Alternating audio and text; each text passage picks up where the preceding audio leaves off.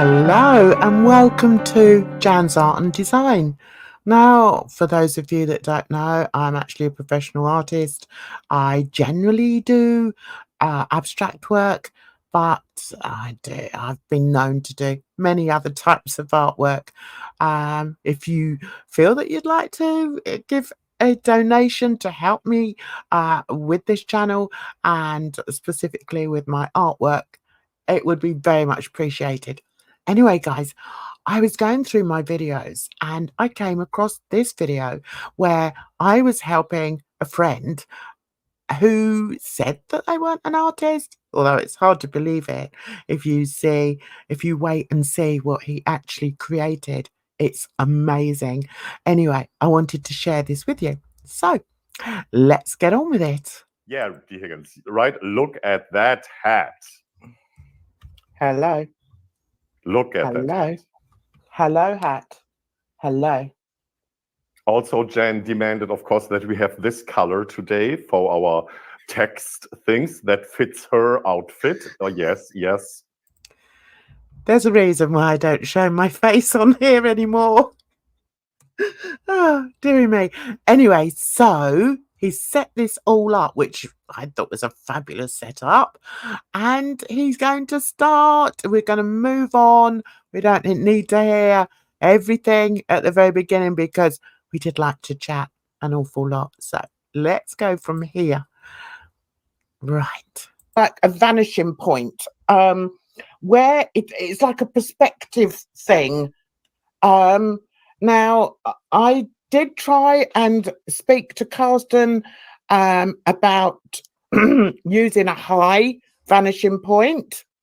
I did, Carsten, and which means that because I know what he wants to draw, so or paint rather. So I said, if you have a high vanishing point, then you have small at the top, and then you get larger and larger. It's a perspective thing.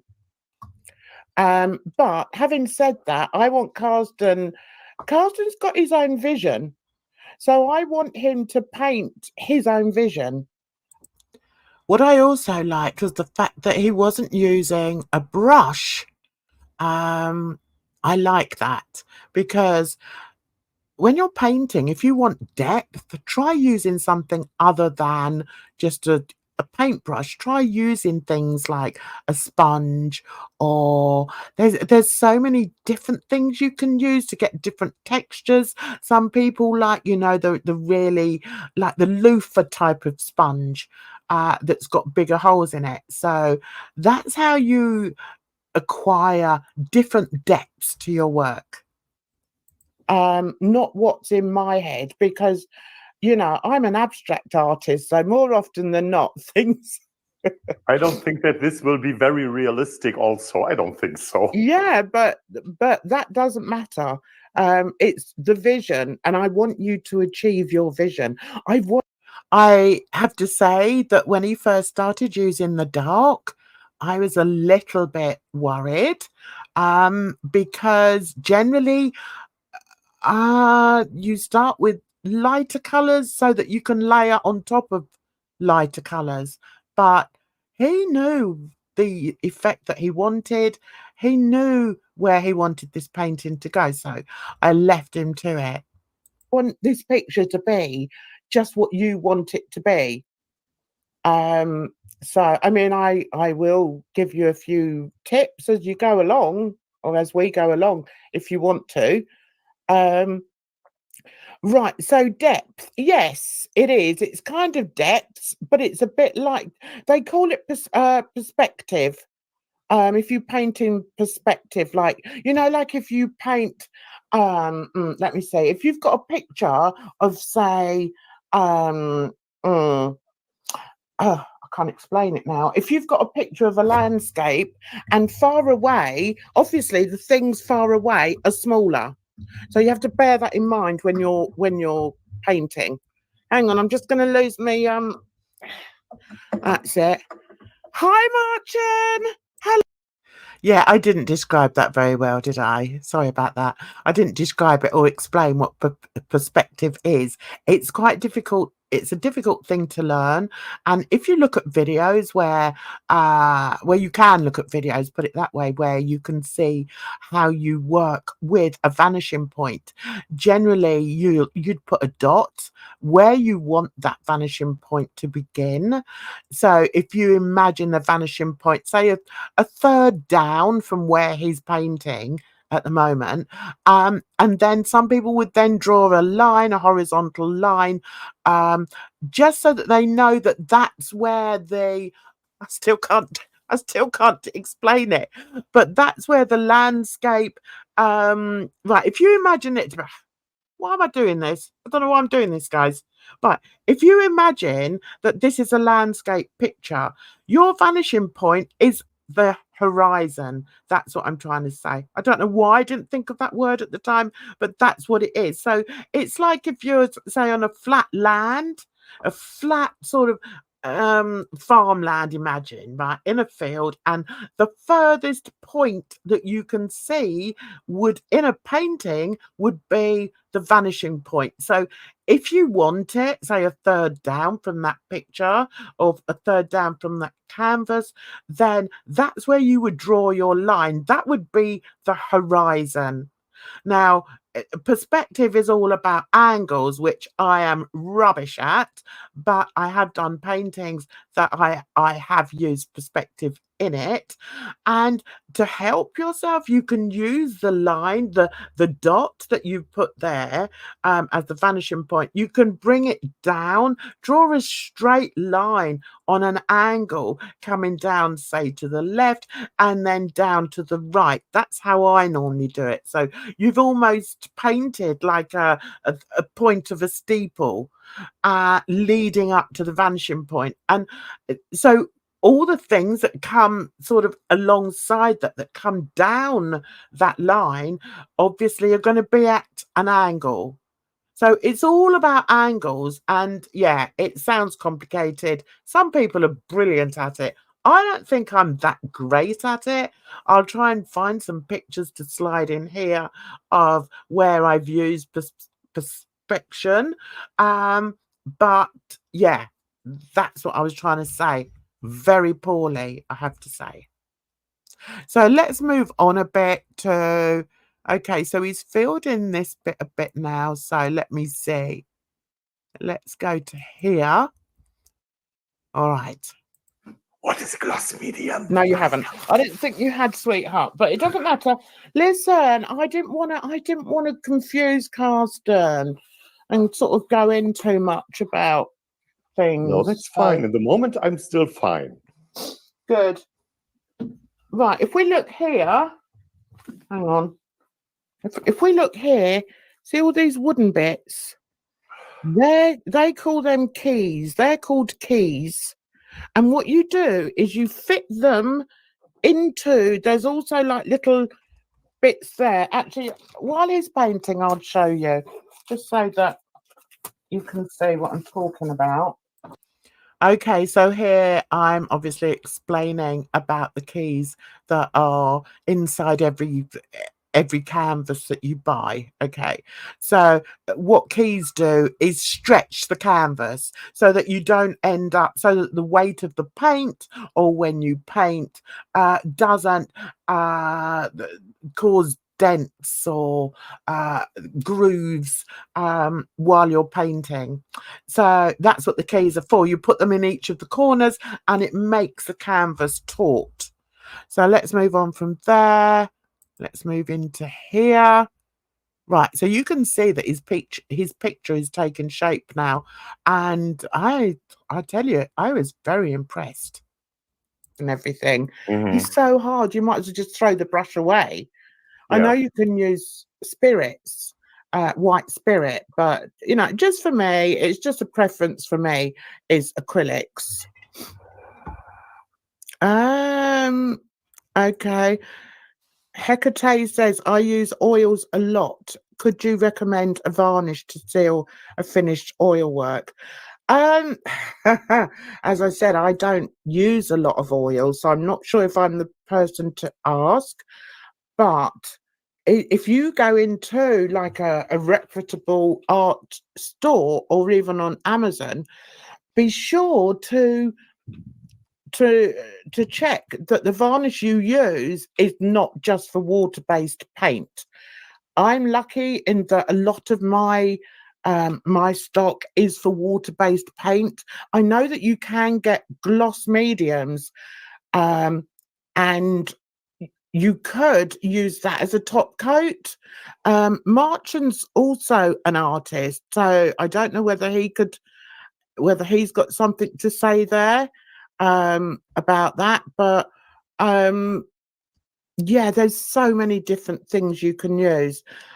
It's not just a varnish. If you use, I mean, I love to use resin, but it's so expensive. And I mean, what I'd love to do is just pour resin all over a picture and just leave it to dry. I don't have the space to do that, unfortunately, but resin's a good one. So the best thing is to just do a little bit of research and make sure that, you know, if you are using oils, that, you know, check out what is recommended for oils. You know, that's what I would suggest. Here you can see in the painting here, I mean, he's still using a sponge, which is wonderful. He's still not moved on to a brush. And I have to say, I'm not sure if he actually does, but because of the way he's done it, he's managed to bring in a bit of perspective here. I know what the end picture looks like, so I can see that, you know, what the things are that he's added here, but I don't want to spoil it for you. But by adding these big things, these big dark things to the right hand side of the picture, that is bringing in the perspective. And also, if you look and you can see the pathway there, that I think we can safely say that his vanishing point is actually a third down or a third up on that canvas. If you can imagine drawing a line from where that pathway ends, that would be your vanishing point, because that's the horizon in the picture. A medium that he wasn't familiar with. He was using acrylics, which is what I tend to use. I don't use oil paints because I don't find them as flexible or even like pliable as acrylic paints. But that it's just a personal preference. So here we're getting on, and as you can see, you can still see where the vanishing point is. If you have a look in the center of the picture, it's still low, but if you look here, this is the pathway. So even though the path is now going off to the left, it's still that is your vanishing point. So if you were painting this and you wanted to be sure of getting your perspective right, then you'd put a dot there and then you draw a line there, and then by doing that, you know that everything this end, this side of the canvas, is going to be bigger and clearer, whereas the stuff at the back of it is going to be fainter. So you can see how this picture is taking form here, and I think it's very, very good. Excellent, especially as he's doing it in black and white. I think I remember him saying he was going to do it in black and white, and I was like, oh, okay. I can honestly say I've never done, you know, a monochrome picture before. I've done some dark paintings, but I generally add a bit of color afterwards. So, yeah, this is how it was taking shape. I have to mix here a Now little bit that more. sunlight looks Because so far I have just used black and white. yeah. And I have a little bit of a paper moment here on the sides where I mix them up, but there's no extra gray. I just mix these two. Yeah. And of course, if you're using acrylics, it's easy to mix. I think they're easier to mix and dilute. Whereas I don't know how you can dilute oils. You can't really add water to them, can you? But anyway, that's why I don't use them. I do use them if I'm doing an abstract piece because I like to drip. I like to drip paint. So I will show some pictures when I put this video together. Right, people are telling you to remember to sign it. Oh, yes, he'll sign it. Oh, hi, Whimsical Mimsy. How are you? She says her friend is an oil painter. He uses something called liquin. Okay, so I think Carlston's now moved on to using like we call them a Brillo pad, like for washing up. When you're washing up and you want or scouring pad, we call it over here. And that again is really good if you dip that in paint and just dab it onto the canvas. You get little specks of paint, which is what he's doing here and here, and it's very effective. Or liquin. Oh, not sure of the spelling. Are you going to give it away? Says Southern Sweet Angel. I don't know. So far, it's planned that it becomes my new focal point on my backdrop, because as you can see, I know you cannot see now. Mr. Spanish Wall is not longer with us. So there came the idea from that I wanted a painting that I have done for my. But it will maybe do change another again. one. You could do another one. I think you should keep the original. Keep the original, and if people like it, then do some more. I have to tell the story, which I've told 1,000 times, of selling one of my original pieces. I do sell originals. Like if I've done an exhibition and somebody wants a specific painting, then obviously you can't say, oh, well, wait until I do another one and you can have that one. If you're doing like an art fair, then you do sell your originals. So I have sold some, but there was one in particular that I sold, and I was really upset that I sold it. I know it sounds silly, but there was so much work in it. I think maybe I need to try and do another one. I think I'm going to try and find the piece for you. It's called Al Fresco, and I have got prints of it, and I've also worked with it graphically online with software, so I still have the actual artwork, but I don't have the original painting. And even to this day, I'm so disappointed that I sold it.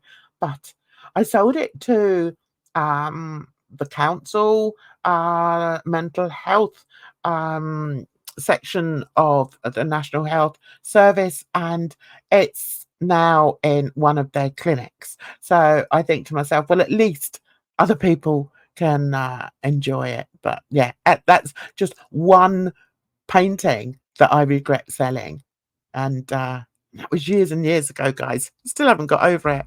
Anyway, so let's move on. I think we're nearly at the end of this painting.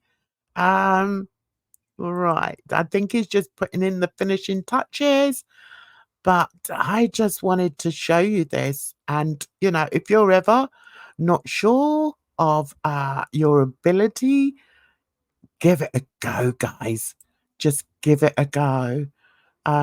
Because Carsten says that he wasn't a painter, but trust me, he's got an eye, definitely had an eye. He knew what he was doing. He didn't even have to prepare it. He didn't have to draw his vanishing point or anything like that. And look what he achieved.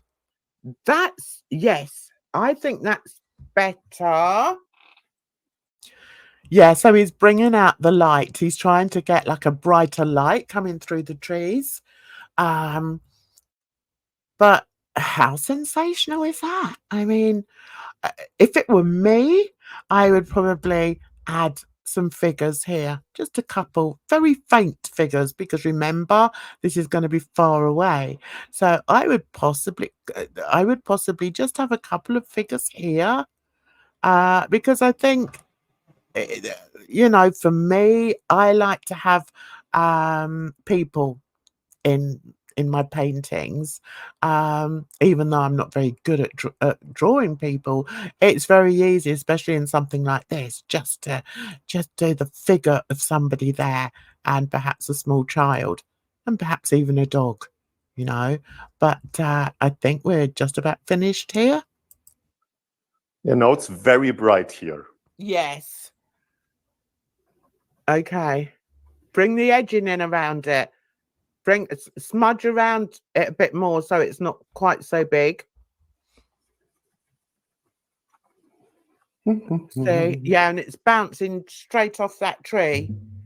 And there we go. I mean, that to me, you know, for somebody who's not created that before, I am in awe, absolutely in awe of what he was able to achieve there. So, we're gonna stop here with, I think I've managed to sort of cover most of the things I wanted to cover in this, and I hope you enjoyed it. As I say, I'm going to try and get and put some of my artwork up so that you can see. But most of my stuff is abstract. But I'm going to dig around, see if I can find some landscapes, just so that you can see possibly or understand better what perspective is all about.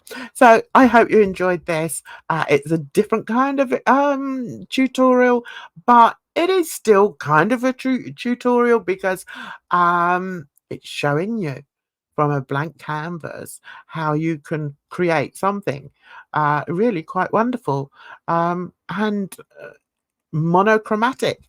Well done, Carsten. So I'm going to leave you there, and I hope you enjoyed this. Sorry, I haven't done uh, too many art videos recently, but now that the summer nights are over and the days will be longer, maybe I'll throw up a few more art videos for you. So you take care of yourselves out there, because trust me, it's a rotten old world. So until the next one, bye bye for now.